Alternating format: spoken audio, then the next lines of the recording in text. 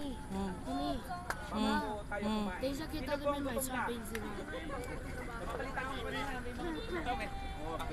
Ay, hungry. Oh, kain na. 10 minutes. 10 minutes. 10 minutes. 10 minutes. Sino po yung... Pwede na po kayo po. Alam ko gutom na. Gutom na po ang bawat isa. Pero meron lang po akong gustong i-share. Bago po meron yatang presentation ng mga... wala po ba? Wala yung mga items?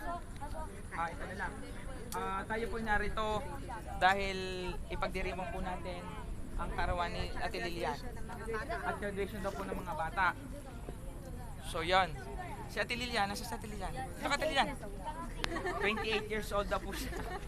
Way back ilang... Ayan, ang graduation ng mga bata at graduation ng mga ITEL student. Nasa po yung mga ITEL student? Batch 3. Ayan, sama-samang celebration po ito. Pero may ihayag lang po ako. Madaling-madali. 5 minutes na lang ayon sa pangangailangan.